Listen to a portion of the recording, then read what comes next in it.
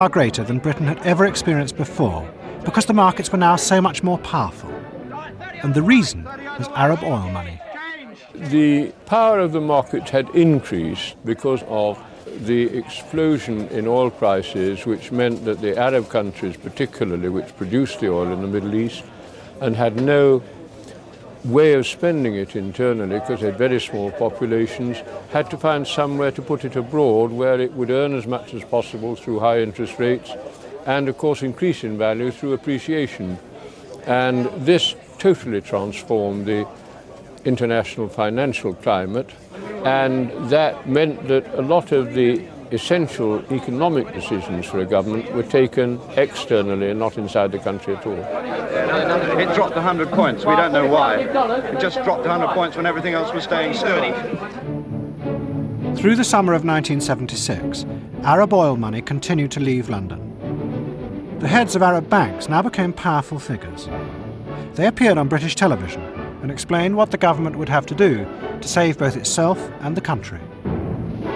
Unless really action is taken to put confidence again in sterling and in the British economy, I believe unless this happens, money is bound to fly from London.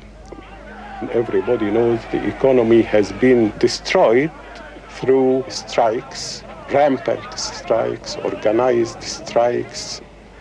I feel that the position is so serious now that we should, that you should consider a sort of a coalition government where actions should be taken for the interest of the economy of the country, regardless of what effect they will have, because this, in the long run, is in the interest of the public in general.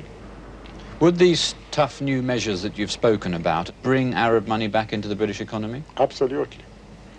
They were worried because there was a Labour government. It didn't seem to have control over what the trade unions were doing. A rash of strikes, of course, sent trade and output plunging. And it was quite natural that the markets would react by wanting to get out of sterling and into dollars, or Deutsche Marks in some cases, but mainly dollars. Is that power? Well, yes, it is, but there are a million ways of defining power, but if power is the ability to produce changes in the behavior of other people, then of course the markets do have very strong power, and the markets did compel me to change policy. Dennis Healey began a series of savage cuts in public expenditure. It was the only way, he believed, for Britain to get a loan from the IMF and avoid bankruptcy.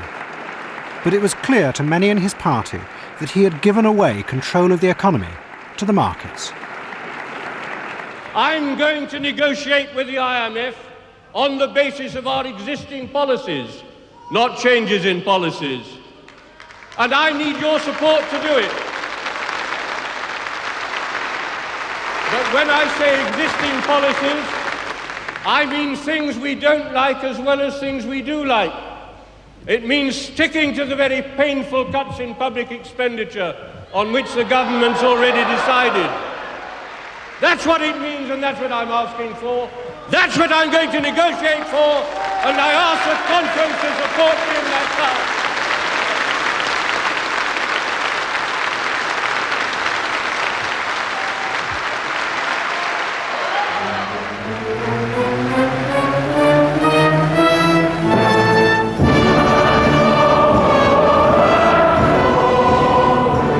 Arab money now flooded back into London, and it became one of the mainstays of the British economy.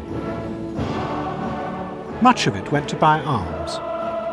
10 years before, David Stirling had begun arms exports to the Middle East as a way of influencing Arab nations, but now it was just business.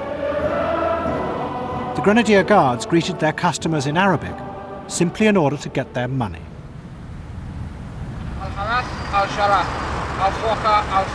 Grenadier Guards, جاهد سيفي توقفكم سيدي.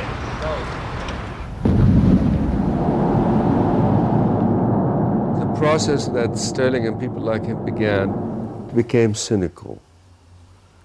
It became, we're going back to see the Saudis because we want part of this big money they're hoarding back. How dare they, amass so much wealth? So it wasn't the same romantic idea. How is business at the moment? What sort of deals are you pulling off? Well, very good at the moment. I think that there's an enormous amount of business in the world. We've signed a number of deals in the Middle East, for instance, in the area of 700 million, another one for 200 million, deals in the offing, which could add up to 1,000 million. And I think it's part of our natural courtesy to these people to make sure that they have a very pleasant stay in Britain, then they might actually buy from us. If you went to one of Mayfair's hotels in the middle 70s and sat in the lobby, you would be surrounded by mixed groups of people huddling over paper, trying to exchange information about some kind of a deal in the making, mostly whispering, because it always involved commissions. Doing this, exchanging specifications, getting secret tips of how to handle it, telling somebody, we have the approval of the cabinet. And this is where corporate corruption in the UK started. And this is where the corruption of people in government also started. They started paying members of the government commission to facilitate the deal itself. And so we've gone full circle.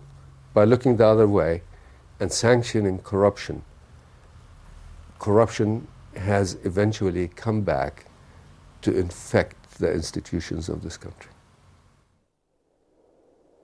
David Stirling finally retired for good, but not to his family castle. Because of debts, his family were forced to sell it to an Arab businessman. Stirling's mercenaries returned home after 20 years of trying to keep Britain powerful. The country they came back to was very different from the one they had left. I found a rather sad Britain in many ways.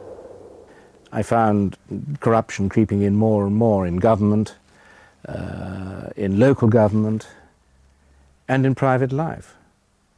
And I must admit that I wasn't very happy with what I saw.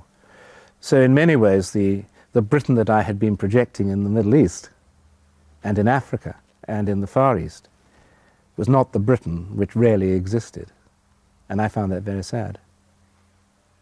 Well, I don't know about you, but I think you've had your money's worth. Halloween, but always remember, be like Harry Lauder and keep right on to the end of the road. Keep right on to the end. Though the way be long, let your heart be strong. Keep right on around the bend.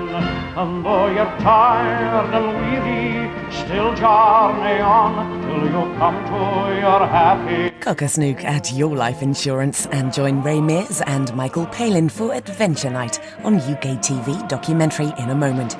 Next here on History, find out what the Stuarts did for us.